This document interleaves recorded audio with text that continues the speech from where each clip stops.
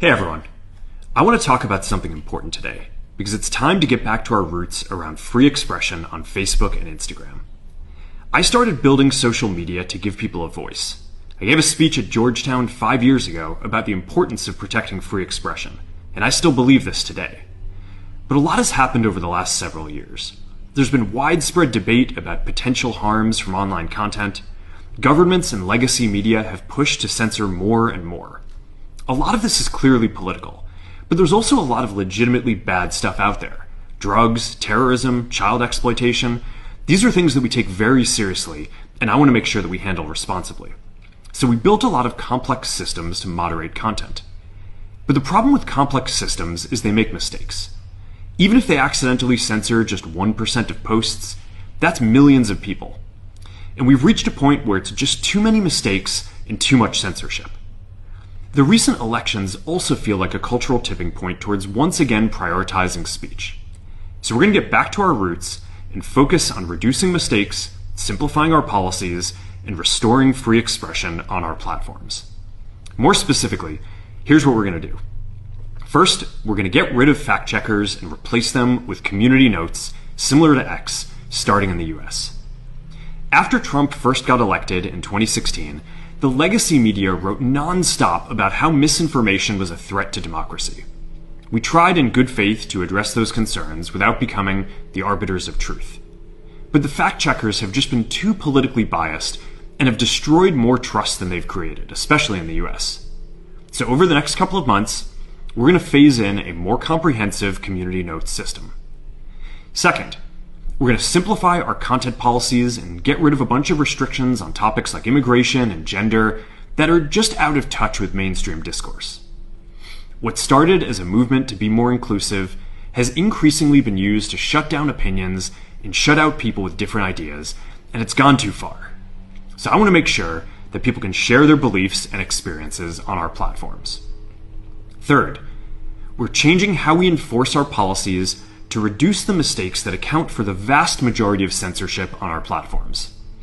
We used to have filters that scanned for any policy violation.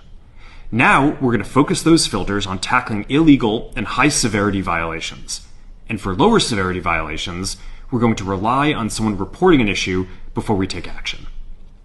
The problem is that the filters make mistakes, and they take down a lot of content that they shouldn't. So by dialing them back, we're going to dramatically reduce the amount of censorship on our platforms. We're also going to tune our content filters to require much higher confidence before taking down content. The reality is that this is a trade-off. It means we're going to catch less bad stuff, but we'll also reduce the number of innocent people's posts and accounts that we accidentally take down. Fourth, we're bringing back civic content. For a while, the community asked to see less politics because it was making people stressed. So we stopped recommending these posts. But it feels like we're in a new era now, and we're starting to get feedback that people want to see this content again.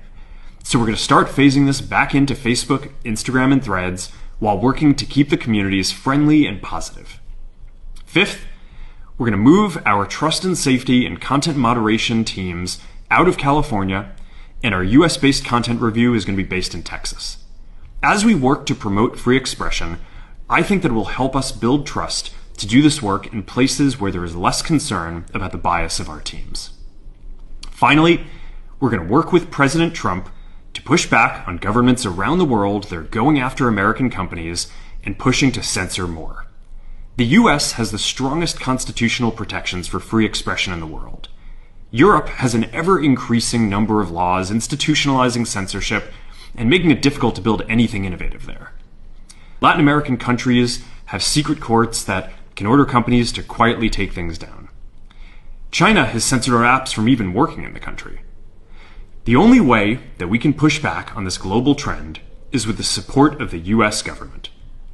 And that's why it's been so difficult over the past 4 years when even the US government has pushed for censorship.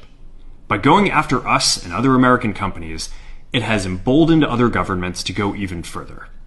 But now we have the opportunity to restore free expression, and I am excited to take it.